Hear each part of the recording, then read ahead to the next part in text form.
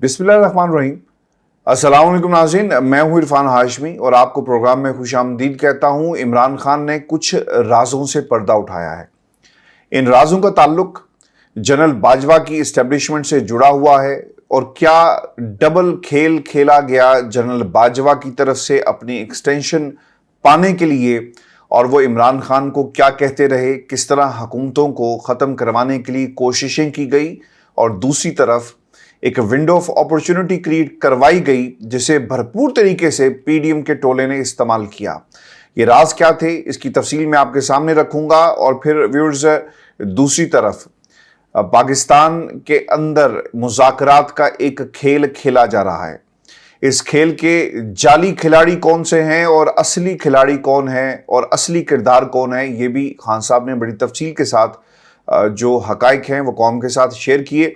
लेकिन व्यूअर्स, अफसोस कि पाकिस्तान का मीडिया इन तमाम हकाइक को एक बार फिर जो है वो मसख करके पेश करता रहा, छुपाए गए, सेंसर किए गए। खान साहब ने इंतखाबी तारीख के हवाले से एक इंतहाई अहम पत्ता खेला है और ये हुकूमत के सामने जो पत्ता फेंका गया है, अब ये देखना होगा कि हुकूमत इसका क्या रिएक्शन देती है। खान साहब ये कहते हैं कि एक रोज़ इंतखाबात के लिए तैयार हैं, मई में निगरान हुकूमत बना दो, जुलाई में इंतखाबात करा लो, हम सब तैयार हैं, पीछे हटने वाले नहीं हैं। ये बहुत बड़ी ऑफर इमरान खान साहब की तरफ से कर दी गई है। यानी इस पेशकश के बाद हुकूमत का सुप्रीम कोर्ट के सामने बेनकाब होने के अलावा अब कोई रास्ता बचा नहीं है। अब हुकूमत सुप्रीम कोर्ट पे जाएगी, खान साहब भी जाएंगे, अपना मौक़िफ़ रखेंगे। शाह महमूद कुरैशी साहब जो हैं वो मौजूद हैं अदालत के अंदर, गो कि उनसे नहीं पूछा गया, लेकिन 27 तारीख को सुप्रीम कोर्ट ऑफ पाकिस्तान भी एक्सपोज हो जाएगी और ये लोग भी मुकम्मल तौर पर एक्सपोज हो जाएंगे ये किस तरफ खड़े हैं। व्यूअर्स, आपको बता दें कि खान साहब की तरफ से ये जो ऑफर करवाई गई कि मई में निगरान हुकूमत जो है वो बना ले, अब खान साहब क्या बात कर रहे हैं। खान साहब ये कह रहे हैं, और ये बात काफ़ी देर से पाकिस्तान तहरीक इंसाफ और दीगर जो जमातें थी उनके अंदर बाकायदा इसके ऊपर डिस्कशन भी हुई और कहा ही जा रहा था कि आप वफाक में भी निगरान हुकूमत बनाएं, बलूचिस्तान सिंध के अंदर भी निगरान हुकूमतें आ जाएंगी तो ठीक है, फिर आप मई में निगरान हुकूमतें जब बन जाएंगी तो जुलाई में आप जाकर इंतखाबात करवा लें। लेकिन आसिफ अली जरदारी साहब जो हैं वो इस बात को मानने को तैयार नहीं, और वो बार बार ये कह रहे हैं कि जितनी भी हुकूमतें हैं वो अपनी मुद्दत जो है वो पूरी करेंगी और ये प्रपोजल अभी भी टेबल पर मौजूद है। देखना ये होगा कि कौन सी ताकत बाकी सियासी कुव्वतों को बनाने में कामयाब होती है, उनका पर्पस सर्व होता है या नहीं होता। क्योंकि नवाज शरीफ और इमरान खान के केसेस जो उनके ऊपर झूठे मुकदमा बनाए गए और नवाज शरीफ की वतन वापसी जो है इसे भी टेबल पर रखा गया, जिसके ऊपर डील जो है वो करने की कोशिश की जा रही है। व्यूअर्स, आपको बताएं कि ये जो ऑडियो लीक का मामला है फैमिली की चीफ जस्टिस ऑफ पाकिस्तान की, इसकी भी खान साहब ने भरपूर अल्फाज में मजम्मत की है। और खान साहब ये कहते हैं कि ये लोग पहले ऑडियो रिकॉर्ड करते हैं फिर इसे लीक कर देते हैं। खान साहब तो खुद भी डसे हुए हैं ना, उनकी प्राइम मिनिस्टर हाउस के अंदर ऑडियोज़ जो हैं वो रिकॉर्ड की गई और जनरल बाजवा खुद करते रहे, उनका घर बाग किया गया और हालात आपके सामने। यानी ये पहली दफ़ा नहीं हुआ। फिर आपको ये भी याद रखना चाहिए, जिसका जिक्र हमने अपनी पिछली वीडियो में किया, और वो मरीम नवाज साहिबा की पूरी की पूरी जो है वो एक ऐसी स्टोरी है जिसके किरदार भी वो खुद हैं और उसकी लिखारी भी वो खुद हैं और इस स्टोरी की डायरेक्शन भी वो खुद से ही देंगे जब इसकी फिल्म बनाई जाएगी। मरीम नवाज साहिबा जो हैं उन्होंने खुद भी ये कहा, खान साहब कहते हैं कि वो वीडियोस बना चुकी हैं। आपको याद होगा एक बैठक थी अदालत के अंदर और इनसे किसी सहाफ़ी ने वहाँ पर सवाल किया तो इन्होंने कहा कि वो इससे भी ज़्यादा ख़तरनाक है। यानी मरीम नवाज़ जो हैं वो ख़ुद तस्लीम कर चुकी कि जो वीडियोस हैं वो ख़ुद बना चुकी हैं। हमारा सबसे बड़ा मुतालबा है कि नई केयर टेकर हुकूमतें लाई जाएँ। वो पूरे मुल्क में इंतखाबात की बात कर रहे हैं और खान साहब ये भी कहते हैं कि हम उन्हें 14 मई की तारीख से भागने किसी सूरत भी नहीं देंगे। अगर एक रोज़ इंतखाबात चाहते हैं तो आएँ, मई में शहबाज शरीफ असम्बली तहलील कर दें, नई न्यूट्रल निगरान हुकूमतें लाएँ और जुलाई में इंतखाबात कराएँ, हम बिल्कुल जो हैं वो तैयार हैं। लेकिन मैं उन्हें जानता हूँ, ये तो अक्टूबर में भी इंतखाबात नहीं कराना चाहते। देखें, आपको अल्टीमेटली तो इस मुल्क के अंदर जमहूरियत को सही समत में गामजन करना पड़ेगा। इस मुल्क के अंदर डिक्टेटर्स 11-11 साल जो है वो हुकूमतें करके चले गए। الٹیمیٹلی آپ کو اپنے جو اصل ہے اس کی طرف لوٹ کر جانا پڑتا ہے. حکومت کی جمہوریت کے بغیر جو حیثیت ہے وہ کچھ نہیں ہے. آپ جتنی مرضی نگران حکومتیں پراکسی گورنمنٹس بنا کر کام کریں، البتہ آپ کو آخر کار جو ہے وہ جمہوریت کی طرف ہی لوٹنا ہے. اس ملک کے اندر انتخابات ہونے ہیں، الٹیمیٹلی ضرور ہونے ہیں. خان صاحب یہ بھی کہتے ہیں کہ اگر الیکشن ہوئے تو یہ خوف سے ملک سے بھاگ جائیں گے، اس لیے ہم مطالبہ کرتے ہیں کہ الیکشن کے اعلان کے ساتھ ہی ان کے نام ECL میں ڈالے جائیں. یہ بہت ہی اہم بات ہے کیونکہ اس کا تذکرہ آصف علی زرداری صاحب اپنی نجی محافل میں کر چکے ہیں، اور PDM کا ٹولہ دیگر جو لوگ ہیں انہوں نے بھی یہ بات بار بار کہی. فضل الرحمان صاحب بھی کہہ چکے ہیں کہ جب الیکشن تم نے کروا لیے تو پولیٹیکل کیپٹل تمہارے پاس کیا ہے؟ کس کارکردگی کو بنیاد بنا کر تم الیکشن میں جاؤ گے؟ عمران خان جیت جائے گا، اور جب وہ جیت گیا تو وہ کسی کو نہیں چھوڑے گا، اور پھر ہمارے پاس بچنے کا راستہ یہی ہوگا کہ جہاز پکڑے اور ہم ملک سے چلے جائیں. آپ کو ویورز یہ بھی بتا دیں کہ خان صاحب بار بار یہ کہہ رہے ہیں کہ انہیں لندن ڈیل کے حوالے سے تمام شواہد ان کے پاس موجود تھے. وہ جانتے تھے کہ لندن میں کس قسم کی گفتگو ہوئی اور کیا وعدے کیے گئے. نواز شریف کو گارنٹی دی گئی کہ عمران خان اور تحریک انصاف کو ختم کر دیا جائے، یعنی کوئی نام لینے والا ان کا موجود نہیں ہوگا. اس ملک کے اندر نا 2-2 3-3 سیٹوں والی پارٹیز بھی موجود ہیں، اور آپ ان جماعتوں کو ختم نہیں کر سکے تو یہ تو پاکستان کی پارلیمنٹ کی سب سے بڑی جماعت ہے، جسے کچھ پاکستان تحریک انصاف کی اپنی غلطیاں ہیں، غلط فیصلے ہیں، اور پھر دوسری طرف سے ہٹ دھرمی بھی ہے راجہ پرویز اشرف کی. وہ چاہتا تو ان تمام لوگوں کو بلا سکتا تھا، ان کے استعفے جس طرح کہا گیا ہائی کورٹ کے تناظر میں کہ منظور نہ کیے جائیں، لیکن ہٹ دھرمی موجود ہے اور اس طاقت سے یہ ڈرتے ہیں. کیونکہ ویورز یہ بھی آپ کو یاد رکھنا چاہیے بہت ہی چھوٹی سی میجورٹی تھی، اور وہ لوگ جو اس وقت PDM میں بیٹھے ہوئے ہیں وہ کل کو اس طرف بھی آ سکتے ہیں. لہٰذا انہوں نے یہ جو معاملہ ہے اس کے اوپر فل سٹاپ لگا دیا کہ بھئی ہم نے انہیں پارلیمنٹ میں نہیں آنے دینا کسی صورت بھی، کیونکہ اگر یہ آ گئے تو ساز باز کر کے حالات کو خراب کر سکتے ہیں. اور یہ بھی یاد رکھیے گا کہ تمام جماعتیں ایک دوسرے کے اوپر ریلائی بھی نہیں کرتی. خان صاحب یہ بھی کہتے ہیں کہ جنرل باجوہ نے عثمان بزدار کے خلاف مہم چلوائی. IB ہیڈ نے مجھے بتایا کہ باجوہ شہباز شریف کو لانا چاہتے ہیں. کچھ جرنیل ہمارے پاس آئے اور ہمارے آدمیوں کو توسیع کے لیے راضی کیا. خان صاحب اس سے پہلے بھی یہ بتا چکے ہیں کہ 3 جرنیل تھے جو آئے، اور انہوں نے بات بتائی کہ کس طرح سے یہ جو ایکسٹینشن والا معاملہ ہے اور اس کو کس طرح آگے بڑھایا جائے، اور اس میں خان صاحب نے 2 کے نام بھی لے لیے تھے.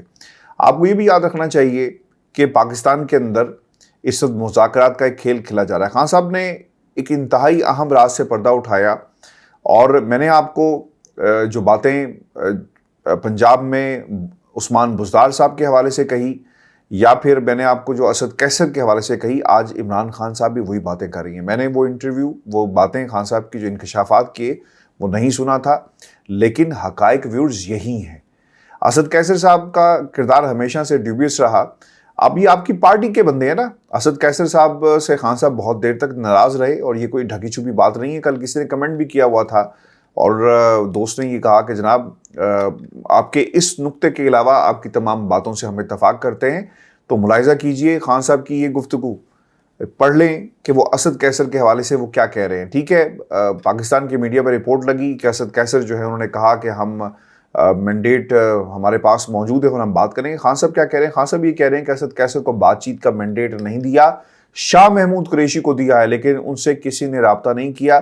تو ہمارے بہت ہی پیارے دوست جنہوں نے اس دن کمنٹ کیا تھا، آپ کی بات کا یہ جواب ہے جو خان صاحب نے دے دیا. پھر جو انتہائی اہم بات خان صاحب نے کہی وہ یہ کہتے ہیں کہ باجوہ نے اعتماد کو ٹھیس پہنچائی، اب اقتدار میں آ کر کسی پر اعتماد نہیں کروں گا. دیکھیں خان صاحب نا، ود ڈیو رسپیکٹ، جب آپ وقت سے پہلے، اور اگر میں غلط ہوں تو مجھے پلیز کریکٹ کریں، تمام دوست کریکٹ کریں، وقت سے پہلے جب اپنے پلان کو آپ سب کے سامنے رکھ دیتے ہیں تو دوسری طرف پلاننگ شروع ہو جاتی ہے. آپ نے کہا کہ 10 سال کا منصوبہ ہے، اگلوں نے PDM کے جتنے بھی لوگ تھے انہوں نے آ کر سارے کا سارا پلان جو ہے وہ دھرے کا دھرا رہ گیا اور وہ آگے نہیں بڑھ سکا. یہ باتیں زیادہ دور کی نہیں ہیں، 1 سال پہلے کی باتیں ہیں. پھر آپ کو یہ بھی یاد ہوگا کہ اس ملک کے اندر پریزیڈنشل نظام لانے کی بات کی گئی.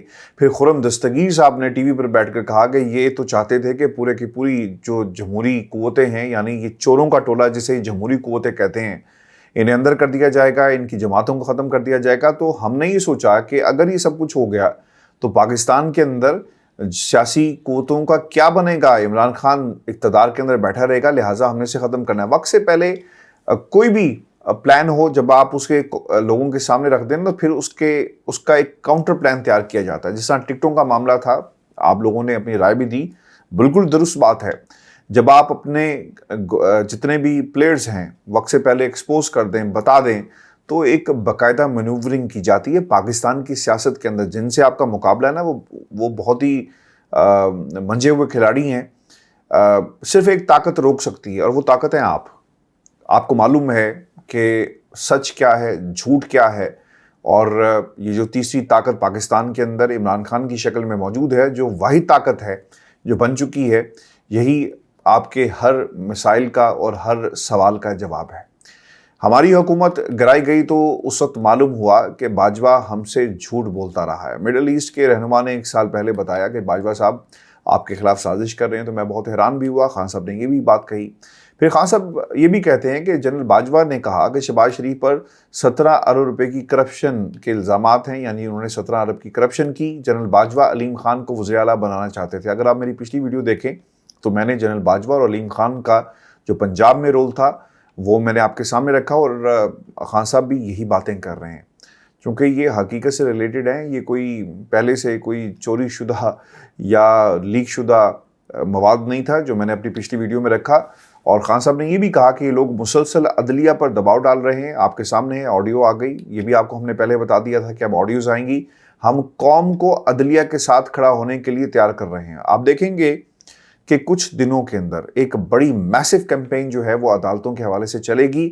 لیکن یاد رکھیں, جو مین پلیئرز ہیں پاکستان کی اسٹیبلشمنٹ اور وہ چیمبر کی جو ملاقات ہے, ہمیں اس کے نتائج دیکھنے ہیں. 27 تاریخ کو اگر سپریم کورٹ آف پاکستان اپنی ریٹ قائم نہ کر سکی نا, تو پھر آپ بھول جائیں کہ اس ملک کے اندر انصاف ہوگا. میں آگے بڑھنے سے پہلے ایک جملہ آپ کے سامنے رکھ دوں, ایک سچویشن رکھ دوں. رانا شمیم کے کیس کے اندر جو کچھ ہوا, اطہر منیلہ صاحب نے, وہ آپ کے سامنے ہے. ایڈیٹرز کو بلا لیا گیا, فرد جرم عائد ہونی تھی, وہ نہیں ہوئی, علیحدہ کہانی ہے. لیکن اس عدالت کے ایک جج کا معاملہ تھا کہ اخبار نے اس ایفیڈیوٹ کو چھاپا, گو کہ جج کا نام بھی نہیں دیا گیا, لیکن اس کے باوجود رانا شمیم کو بلا کر ریپریمانڈ کیا گیا. کنٹیمپٹ پروسیڈنگز کے حوالے سے کارروائی جو ہے وہ آگے بڑھائی گئی. لیکن وائی ناٹ اطہر منیلہ صاحب, وہ شہباز شریف صاحب کو کیوں نہیں بلاتے کہ فنڈز کیوں ریلیز نہیں کرتے؟ بھائی چھوٹے پائن وڈے پائن سے پوچھ کے بتائیں کہ کیوں نہیں ریلیز کرتے. اور پھر یہ جو سوال ہے آڈیو لیک کا, مظاہر نقوی کی آڈیو آتی ہے, یہ سپریم کورٹ آف پاکستان کا جو مینڈیٹ تھا وہ انہیں چاہیے تھا کہ وہ کرتے, لیکن انہوں نے نہیں کیا. اور پھر دوسری طرف اب یہ جو ساز صاحبہ کی آڈیو آ گئی ہے نا, اس پر تو خدا کے لیے کوئی لیں, پوچھیں بلا کر لوگوں کو. کیونکہ اگر اس وقت اطہر منیلہ صاحب جو ہیں صرف اخبار میں خبر لگنے کے اوپر بلا سکتے ہیں, تو اب تو آڈیو پاکستان میں دوبارہ جو ہے وہ ایک سچویشن بنا دی گئی, ریلیز کی گئی ہے. اور اخبارات کو بلا کر پوچھیں کہ بھئی آپ کا سورس کیا ہے, آپ کے پاس کیا ثبوت ہے کہ یہ انہی کی آڈیو ہے, کہ آپ نے فورینزک کروایا. وہ سوالات جو اطہر منیلہ نے اس وقت رانا شمیم سے کیے, اخبار کے ایڈیٹر سے کیے, یہی سوالات ان لوگوں کے سامنے رکھنے چاہیے جنہوں نے اس آڈیو کو چلایا ہے. ویورز آپ کو بتا دیں چلیں, خان صاحب یہ بھی کہتے ہیں کہ ان کی کوشش ہے کہ یہ مجھے توشہ خانہ کیس میں نااہل کریں. یہ اتنا آسان نہیں ہوگا. خان صاحب کر تو سکتے ہیں, لیکن عدالتوں میں جا کر یہ فیصلے جو ہیں وہ رکیں گے نہیں, یہ اڑ جائیں گے. پھر یہ اکتوبر میں بھی الیکشن نہیں کرائیں گے. مئی میں اسمبلیاں تحلیل کریں اور نگران حکومتیں لائیں, اور جولائی میں الیکشن کرائیں. ہم سب تیار ہیں. جب الیکشن ہوں گے تو یہ ملک سے بھاگ جائیں گے. اس لیے الیکشن کا اعلان ہو تو ان کا نام ECL میں ڈالا جائے. خان صاحب نے یہ بھی کہا مجرم مریم کو پروٹوکول دیا جا رہا ہے, الیکشن کمیشن ان سے ملا ہوا ہے, پنجاب کے وزیر اعلیٰ کے بارے میں ابھی فیصلہ نہیں کیا. خان صاحب نے یہ بھی بات کہی. دیکھیں, الیکشن ایک ضرور ایک ویو بن رہی ہے, ایک موومنٹ ہمیں نظر آ رہی ہے, اور اس کے تحت اگر نگران حکومتیں بن گئی تو جو کچھ پنجاب کے اندر ہو رہا ہے آپ کو ایکشن ری پلے نظر آئے گا. KP میں بھی جو کچھ ہو رہا ہے اس کا, بلوچستان میں, سندھ کے اندر, اور شاید پھر تمام سیاسی جماعتیں جو ہے نا وہ پیٹیں گی, روئیں گی, چیخیں گی, جو مریم اورنگزیب کہتی ہیں کہ اے ساڈے نال کی ہو گیا ہے. تو اس لیے خدارا جمہوریت کی بات کریں اور جمہوریت کی طرف لوٹ جائیں، کیونکہ اسی میں پاکستان کی اور سیاسی جماعتوں کی جو ہے وہ بقا ہے۔ ویورز آپ کو بتانے چلیں کہ عمران خان پر حملے کا اعتراف ہوا ہے، اور یہ اعتراف کس نے کیا؟ وزارت دفاع کی جانب سے سپریم کورٹ میں جمع کروائی گئی خفیہ رپورٹ کے مندرجات میں یہ انکشاف ہوا کہ کالعدم تنظیم P T I chairman Tehreek Insaf کے چیئرمین عمران خان کو نشانہ بنانے کی منصوبہ بندی کر رہی ہے۔ رپورٹ میں خاص طور پر عمران خان کے علاوہ کچھ حکومتی شخصیات کا نام بھی شامل کرایا گیا تاکہ انتخابات کے لیے سیکیورٹی تھریٹس کا جواز مضبوط کیا جا سکے۔ خان صاحب پر تو تھریٹس ہیں نا، وہ خود بھی کہتے ہیں، اور ان پہ ایک حملہ ہو بھی چکا ہے، لیکن کچھ حکومتی شخصیات کے نام شامل کروا کر، چونکہ آپ کو یاد ہوگا بلاول کا نام بھی اسی طرح شامل کروایا گیا۔ رپورٹ میں یہ کہا گیا، انکشاف ہوا کہ کالعدم تنظیم سابق وزیراعظم عمران خان کو نشانہ بنانا چاہتی ہے۔ رپورٹ میں امکان ظاہر کیا گیا کہ چیئرمین تحریک انصاف عمران خان کو نقل و حرکت، جلسہ، جلوس یا ریلی میں ٹارگٹ کیا جا سکتا ہے۔ شرپسند مذہبی عناصر بھی نشانہ بنا سکتے ہیں، اور رپورٹ کے مطابق خفیہ اداروں کو عمران خان کے سیکیورٹی اہلکاروں کی سکروٹنی کا کہا گیا، اور بنی گالہ میں تعینات عملے کی سکروٹنی کی ہدایت بھی جاری کی گئی۔ خفیہ رپورٹ میں پاکستان مسلم لیگ نون کے وزیر داخلہ رانا ثناءاللہ، وزیر دفاع خواجہ آصف کی زندگی کے حوالے سے بھی خطرات کا اظہار کیا گیا۔ دونوں رہنماؤں کی ٹارگٹ کلنگ کا تھریٹ موجود ہے۔ اس کے علاوہ ٹی ٹی پی اور غیر ملکی کالعدم تنظیم پیپلز پارٹی کی لیڈرشپ کو بھی نشانہ بنا سکتی ہے۔ خیر یہ تھریٹس پرانے، اس سے پہلے بھی تھریٹس جو ہیں وہ جاری کیے گئے، اور آپ کے سامنے ہے ویورز کے حالات جو ہیں وہ کس طرف جائیں گے، اور رپورٹس جو ہیں جو جمع کروائی گئی یہ اصل میں ثابت کیا کرنا چاہتے ہیں۔ ویورز ایک بات جو انتہائی اہم ہے جو بلاول نے کہی ہے، پیپلز پارٹی کا جو موقف ہے، یہ بار بار تیسری قوت کا اشارہ کر رہے ہیں کہ کوئی تیسری قوت جو ہے وہ آ سکتی ہے، اور ہوش کے ناخن لینے کا مشورہ جو ہے وہ پاکستان پیپلز پارٹی دے رہی ہے سازش کرنے والوں کو۔ تو میرا خیال ہے کہ یہ لیفٹ رائٹ انہیں دیکھنے کی ضرورت نہیں ہے، کیونکہ یہ خود سازش میں ملوث ہیں جو تحریک انصاف کے خلاف کی جا رہی ہے، اور اپنے اقتدار کو بچانے کے لیے یہ سب کچھ جو ہے وہ کیا جا رہا ہے۔ یہ آج کا شو تھا ہمارا، اپنے کمنٹس بھیجیے گا، چینل کو ضرور سبسکرائب کریں۔ ویورز مجھے اجازت دیجیے، اللہ نے کے بعد۔